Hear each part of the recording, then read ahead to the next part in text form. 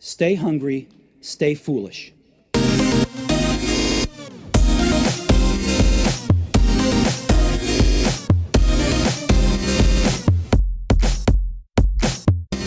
'14th century Sufi poet Hafiz wrote, "Learn to recognize the counterfeit coins that may buy you just a moment of pleasure, but then drag you for days, like a broken man behind a farting camel." Pornography is not only an individual problem, it is a social and cultural problem. It's impacting many relationships, individuals, and in the dawn of pornography moving to virtual reality and ultimate ease of access, it is conditioning our future generations, how they think, how they interact in society, and how they have relationships. How, you may wonder, can something that isn't a drug, isn't an extramarital affair, caused such devastating problems as divorce, getting fired, the inability to get sexually aroused from a real-life partner? This show strives to make us consider something we hadn't thought of before. On today's show, we hope to help you as a user of pornography or a partner or friend of a regular pornography user to understand why this is a societal and cultural problem, to understand how the porn habit is formed and how it can rewire our brains, and to evaluate the impact of porn on children, relationships, and society as a whole. We welcome internationally renowned speaker, expert, and relationship and sex therapist, and author of multiple titles including today's focus, The Porn Trap, The Essential Guide to Overcoming Problems Caused by Pornography, Wendy Maltz. Wendy, welcome to the show. Thank you for having me, Aidan. It's fantastic to have you on the show. It's a difficult issue to talk about, and I'm sure it's one that many people have brushed over. It poses a serious dilemma for people, and coming from an ex-professional sports background that I come from, I grew up in an all-male, testosterone-filled environment. I went to an all-boys school, so I know how easy it was then to access pornography, and that was the early 90s before the mass adoption of the internet. And it was always seen as a laugh and harmless and something that we all snigger about, and we still do as adults. But it has real consequences, and even though it may be a fantasy, it spills into real life. Your experience is similar to mine. As a sex therapist, I've been a sex and relationship therapist for like 4 decades, if you can believe it. And pornography didn't start out as a big problem when I saw people for counseling. Maybe people argued over what porn video they would see, or possibly that a partner was looking at porn and they didn't like it, but, one partner saying that. But in terms of it being a big kind of mental health problem and public health problem and a serious problem where people were calling and saying porn is the actual focus, the cause of what's destroying our relationship, or why we couldn't get married, or why I lost my job. That didn't start happening until the advent of the internet, when porn became a product that was available 24/7. It also started spinning out with a crueler edge, more aggressiveness, more degradation, violence against racial minorities, and exploitation, scenes of real severe exploitation going on, child pornography, and things like that being quite prevalent. And that's when, we started seeing all these problems. But as a sex therapist, and even as a woman in a relationship for many years, myself, I didn't think of porn as a big issue up until it sort of spun out. The technology morphed it into something different than it had been. And this something different had a potency, became obvious. It had a potency that it could actually harm people, going from, let's say, an artistic kind of product to something that was entertainment, or like you said, fantasy, to something that was actually had become a preferred sexual outlet, a sexual outlet people would lie in order to maintain a kind of extramarital relationship that actually could compete with a real person, or even with the development of a sex life that involved human flesh people. Yeah, and you tell us that that's one of the major problems. It's no longer about the relationship with a person. So it's not like you see through a lens to see another person at the other end. The relationship becomes with the device itself. It comes with the technology itself. It's much aligned to social media, I suppose. If it can be blunt, it kind of sells you your own hand. It sells you your own sexual arousal and response, and it makes tons of money off of that. And it shapes sexuality in ways where people get addicted and get hooked easily. It knows how to trigger the brain with dopamine responses and a whole cocktail of different kind of hormonal and excitement reactions, adrenaline that keep a person going back to it, hoping to get an exciting sexual release. When I was young, if you could talk about things like self-pleasuring masturbation, and people didn't automatically think of porn. They thought of people with their own imaginations. People can get very uptight about the idea that porn might get taken away from them. I found it really interesting you mentioned there, and this is one thing a lot of people don't understand, is that there's huge prize here, in the porn industry, there's a huge amount of money being made. And you mentioned figures in the book, but that's from 2009, and it's changed immensely, and traffic has increased immensely. I did a bit of research before the show to look at 2017 traffic versus 2016 traffic for Pornhub, who released their traffic, and Pornhub being the most prolific and most used pornography site in the world. So visits were up from 2016, which was 23 billion in 2016, up to 28.5 billion. That's 81 million a day from 64 million a day in 2016. And I found this really interesting. 8 out of 10 men between the ages of 18 and 30 view pornography at least monthly. 3 out of 10 view it daily. More than a third of women watch pornography at least once a week. 78% of millennials, and this one's really key, I think, aged 18 to 34, watch it on their smartphone. So now it's gone mobile.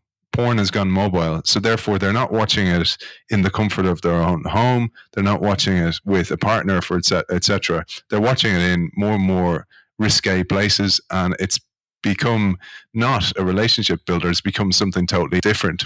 That's the kind of changes that I'm hearing about from people. People are saying that at work they're taking bathroom breaks, things like, with their mobile devices. Early on, back 2005, you started hearing about there being some very serious work consequences, like people were using work computers and getting them infiltrated with viruses. They were losing jobs because it was discovered that they had done porn on the work computer. But now you have a situation where 70% of internet porn is watched from a mobile device. So people who are in school environments, work environments, military environments, all different types of institutional environments, they can access it and it not show up directly to their work, but it can be in terms of corrupting the computers at work, but in terms of the loss of work productivity, the way it's affecting their decision making and their mental health and their ability to have healthy relationships in the work environment, that all that is going on. I was shocked to hear that about 45% of Pornhub visits occur, this was in 2016, occur between the hours of 9 and 6 p.m. So that's during the work hours. It was actually higher than some of the statistics from, like 10 years ago, the amount. But we're not talking about porn use is going on in the daytime during work hours in a very prolific way. And it affects people's thinking and their feelings about themselves, not to mention their sexuality and everything. I mean, maybe people are accessing it a lot during those hours to avoid getting caught doing it at home or if with a partner. I'm not sure. Porn is such a taboo topic. We don't talk about it. We don't have good research on it in terms of the statistics and the use patterns and the impact. We don't have government saying, oh my gosh, we've got this public health concern. These changes are happening. If this had been a pill that was around, or some, kind of, I don't know, environmental chemical in our environment, and it was impacting sexuality to this degree, changing whole sexual thought patterns and arousal patterns and harming relationships in this way, impacting work environments in this way. We would have been studying it like crazy. There would have been, research grants and funding and all. But right now, it's the golden age of porn because they're not getting any kind of big, bright light shown on them. And, and the impacts of porn aren't being talked about, like, let's say, the impacts of cigarette smoking. It's like what was going on with tobacco, in the earlier years, where you had movies where it was sort of smoking shown as glamorous or the thing to do, and made you sexy and all. And then it wasn't until studies came out that people realized, oh my gosh, all these negative consequences are going on with smoking. Maybe we better start curtailing it and protecting our children from it. This is one of the reasons I reached out to you, because we are talking about this with social media use and technology use and the smartphone leading us rather than it being a useful device for us. And when I looked into effects of social media on the brain and how it affects and can affect the shape of the brain and our neuroplasticity, and also then how our reward system works, pornography is exactly the same. And this is one of the reasons I think it's so vital to have you on the show, because still some people will listen to the show and go, oh, why are you actually demonizing that? I'm not. This is an epidemic for some people. Some people are extremely addicted. If they're bringing it into the workplace, if it's affecting their relationship, their marriage, if it's leading to divorce. But what really concerns me is the prolific growth year on year. And I know that's probably partially helped by the internet being more pervasive across the world. But this is getting bigger. It's going to become more and more of a problem. And you tell us pornography can twist interests and desires away from real intimacy towards technological devices and people in situations that don't actually exist. Therefore, it creates a fantasy, and the brain doesn't know the difference between the fantasy and reality. So it's leading to massive problems. But I'd love if you shared what is actually happening on the inside in the brain when people use it and when they go too far over the edge. Studies are reporting sensitization, so that you can have an increased wanting and craving the porn. And the more that it's used, you start wanting it more. You can become kind of desensitized and develop a tolerance for it, and where you need higher dose or greater stimulation to achieve the same response. Some studies that are showing a dysfunction in the prefrontal cortex circuits that lead to reduced impulse control and greater cravings to use. There can be a malfunctional stress system, greater cravings and withdrawal systems, and where you find all of a sudden you can't handle minor stress that well. Your go-to drug, it's like you're uncomfortable without that hit from the pornographic viewing or self-masturbation to porn. And it really creates a lot of compulsive masturbation problems. And you can have difficulty being able to calm yourself down. I've seen read about some studies where it showed a shrinking of the gray matter in the brain of compulsive porn addicts. There are similar things going on as to people with full-blown drug addictions and alcohol problems. So you don't see these changes. So, you can figure, look, I'm fine, this isn't affecting me. But this stuff can be happening on the inside. And before you know it, you go, oh, I think I'll stay away from porn. And then all of a sudden you go, oh my God, I can't, it's causing these negative consequences and I can't get away from it. But like tobacco, or like even, tobacco or like with hardcore drugs, heroin or methamphetamine, things like this, it can be causing these serious changes in the brain. You don't realize it till you try and quit. Yeah, and you tell us that it stimulates the hedonic highway, and I thought we'd look a little bit at the mechanics of what's going on, because maybe that will appeal to some people, that there's science behind this. This is not speculative or anecdotal. Right. It stimulates the pleasure centers of the brain. Addictions don't have to be to an actual chemical. We create chemicals in our own brain based on our experience, and you can develop what's called a process addiction. Like with smoking and with actual drugs, there are people who can have interaction with those behaviors or and those chemicals and not necessarily develop an addiction. So not everyone who looks at porn develops an addiction. It's really interesting. I've been an addiction treatment therapist for, like I said, like 4 decades. And I started out as a drug addiction counselor.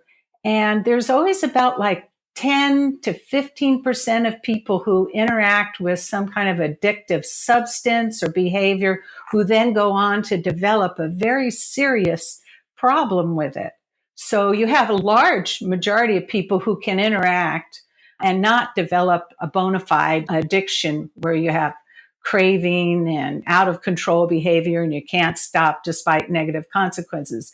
But that does leave a lot of people with serious problems. If you have millions of people looking at porn, you're going to have significant numbers of people who find themselves hooked on it. I thought it was really fascinating that it can actually stimulate more testosterone production. And here's a possible problem that I foresee because of what you've written. And then when I overlay that with social media addiction and technology addiction, even gamers, for example, gaming is very, very addictive. But all those platforms, social media and gaming, have what's called attention architects, whose job it is to design the games to become addictive. So you keep coming back for more.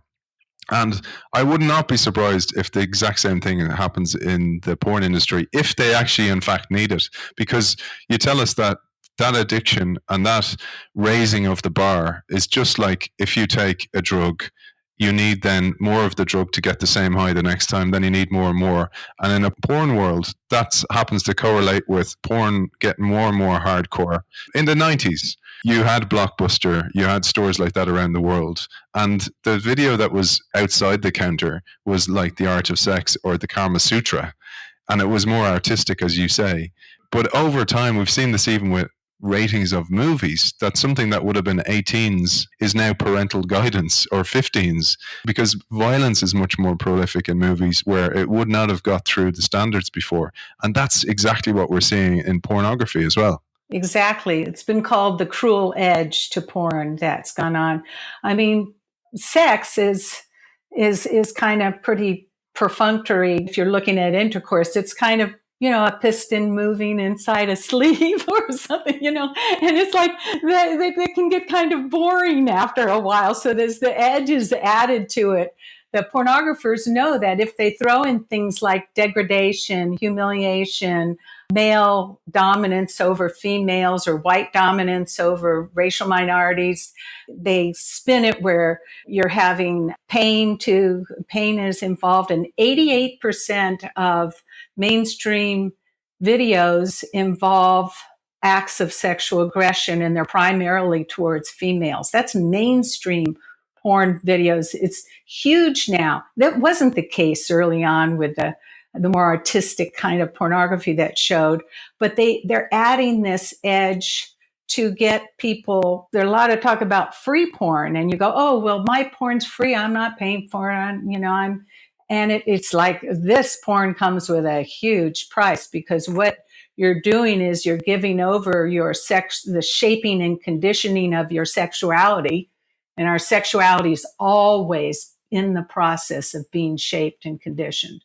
You're giving over that process to this industry whose goal is to make money.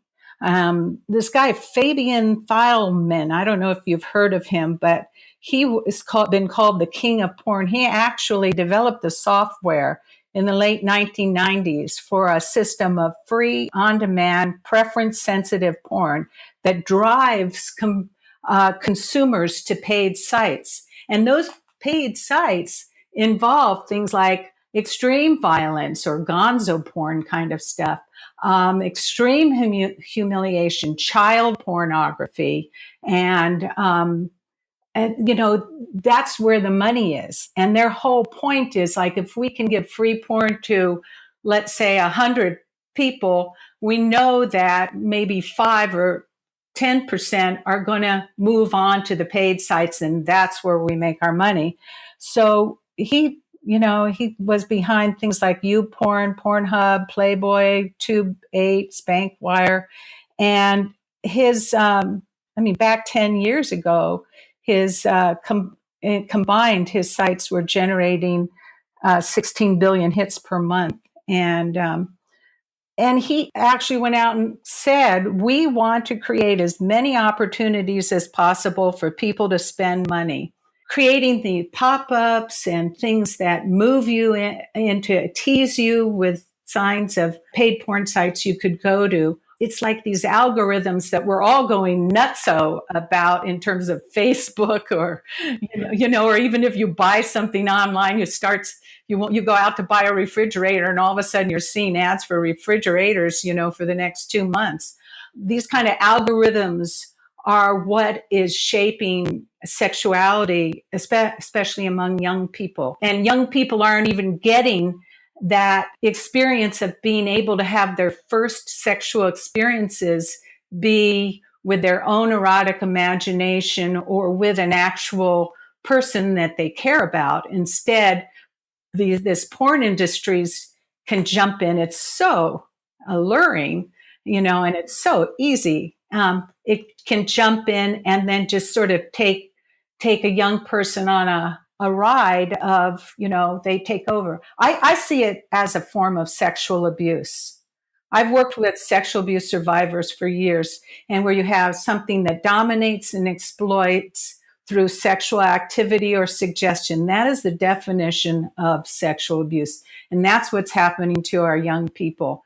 People don't want to hear that. And some people get very angry and they feel very much like, you must be a prude. I'm not a prude. I love sexuality, and I've devoted my life to helping people obtain healthy sexual experiences and relationships. It's more like you see something you love and that has so much power to increase self-esteem and give pleasure and develop people's confidence and assertiveness and love and caring for each other. You see something like that get taken over, hijacked by an industry that's just out to make money and denying people their innocence, their own self-exploration, and trying to define sex in very narrow ways, turning it into kind of like a stimulant drug as opposed to an interaction.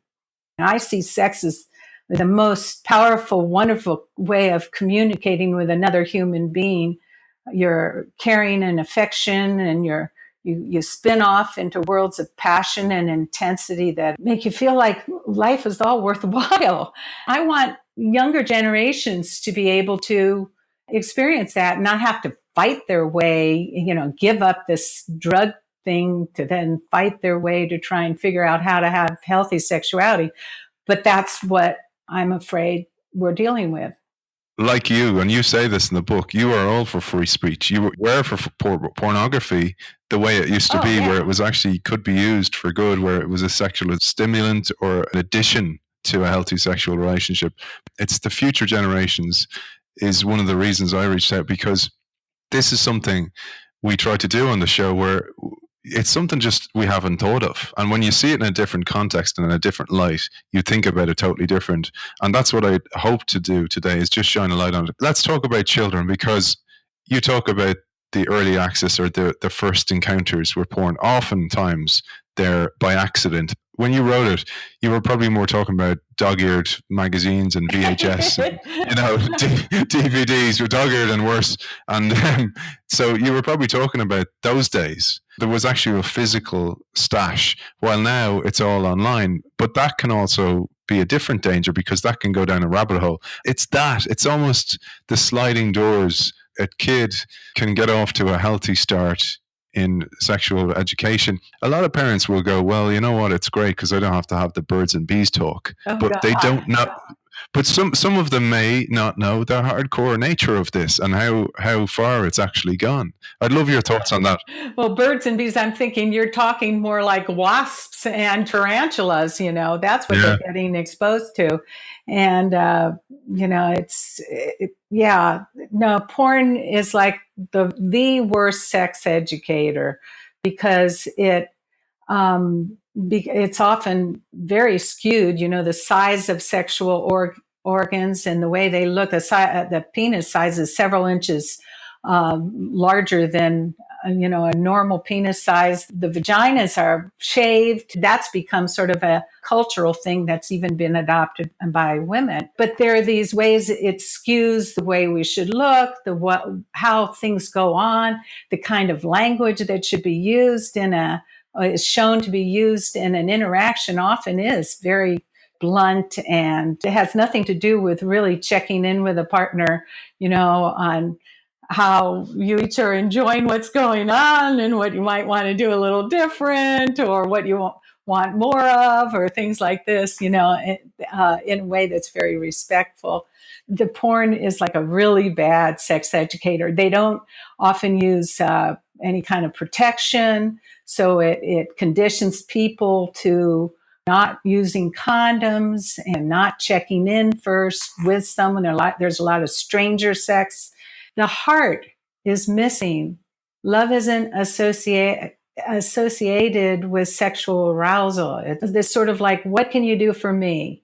How can I use the image of your body or the acts that you perform? How can I imagine these acts being performed as opposed to like a dance where you're enjoying the flow of energy between you and you can kind of feel like you accomplished something together that was really profound and meaningful, that reaffirmed genuine caring. I saw an article the other day. I was just kind of blown out by it. It was talking about sex bots, which are sex robots. And there's this whole thing, and it was saying, we could have, the future marriages will have like two people and who decide they want to parent kids together and have, they get married to do that, but they each have their own sex bots to relate to, for their orgasms, because that'll be a lot more convenient. And one of the things this brings up, Aidan, is the loss of skills that's going on. You have a whole generation that really has not learned how to develop sexual interest and maintain it in a relationship and keep it exciting and to personally grow in a sexual relationship.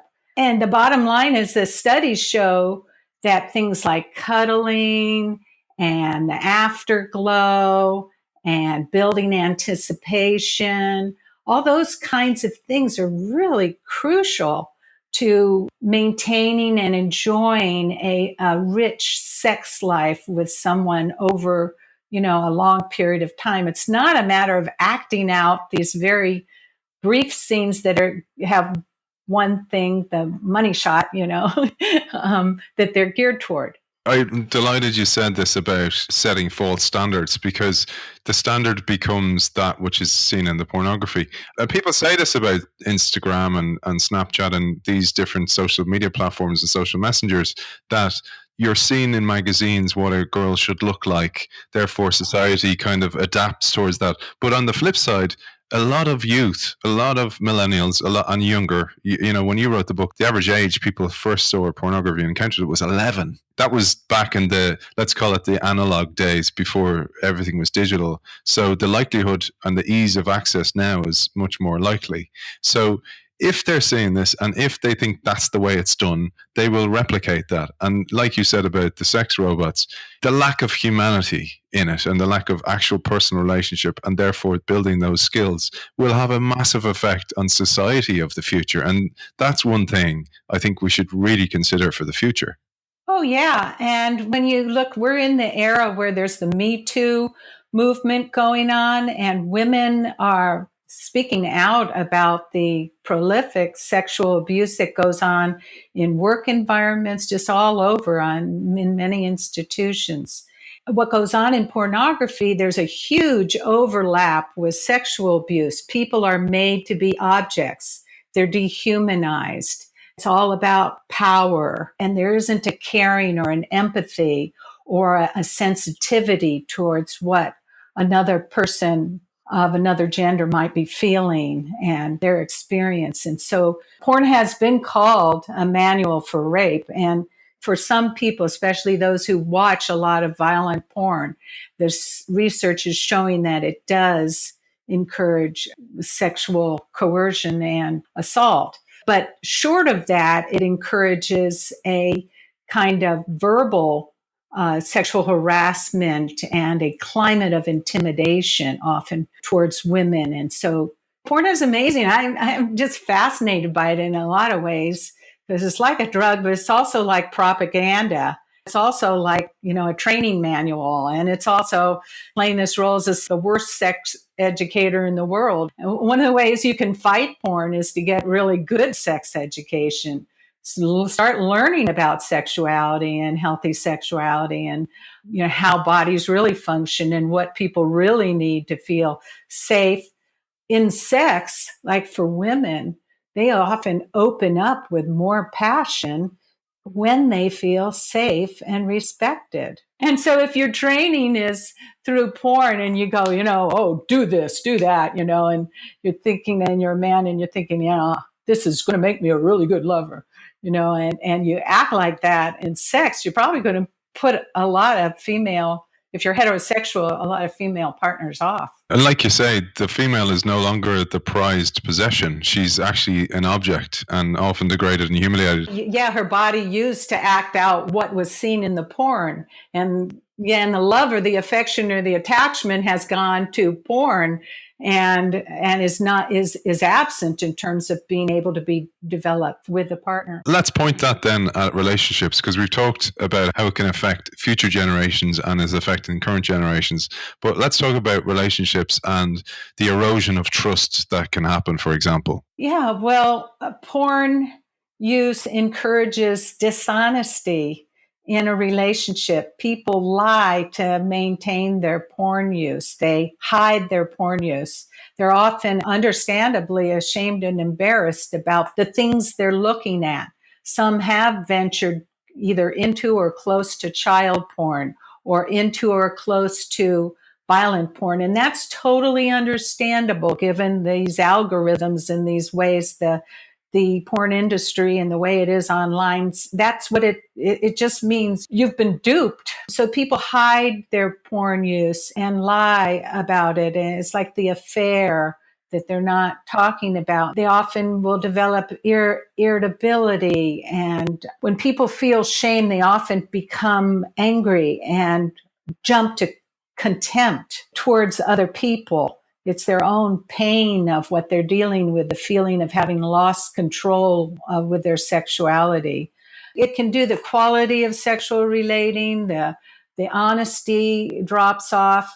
I think one of the most painful things for me in counseling has been hearing from often females, or it could be a gay partner or a lesbian partner, if their partner had got heavily into porn, that hear them talk about how their emotional feelings become unimportant to the porn user. Their value in the relationship has diminished because the porn user will lie to maintain the relationship with porn at the expense of knowing they're doing something that's upsetting the partner.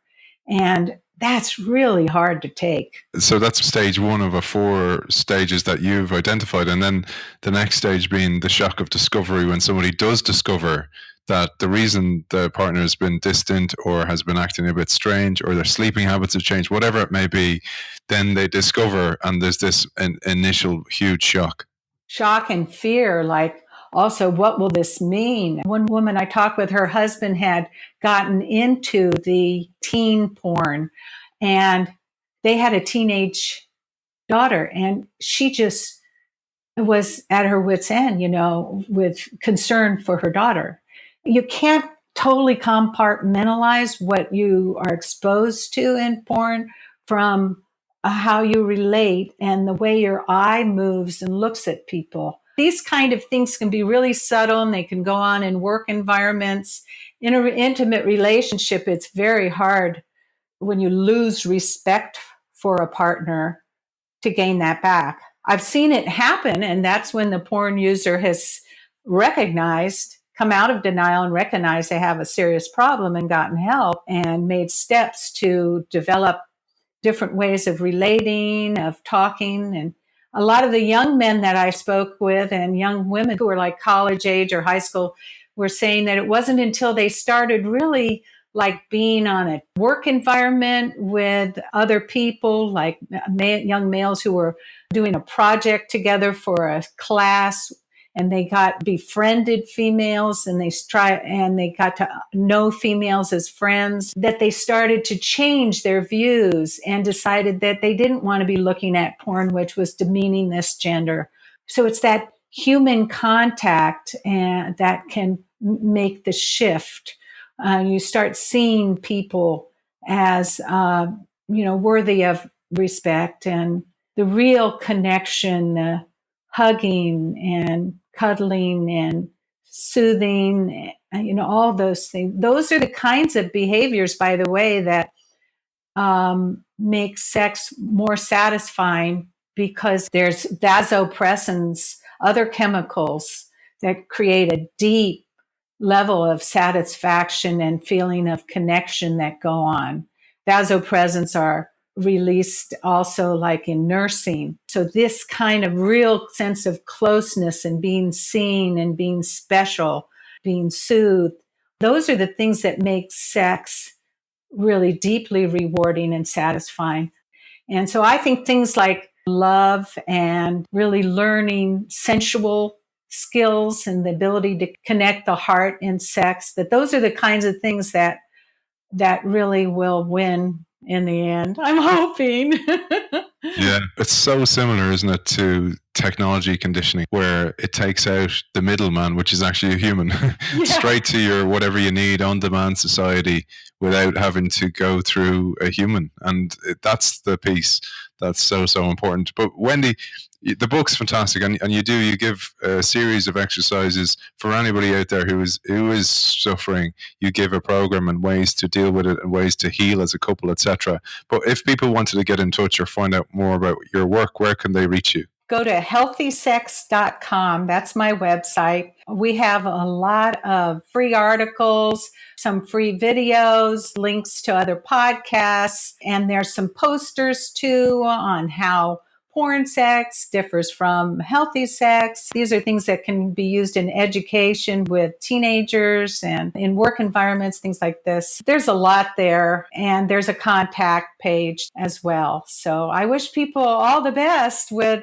figuring this out for yourself and reclaiming your sexuality, or holding on to your sexuality as something that you determine for yourself and take it in the directions you want it to go. Internationally renowned speaker, expert in relationship and sex therapist, and author of The Porn Trap, Wendy Maltz, thank you for joining us. You're welcome. And don't forget, you can find the show on theinnovationshow.io and on medium.com/The Thursday Thought. You'll find the blog that's associated with the show that goes out every Thursday. Thanks for joining us.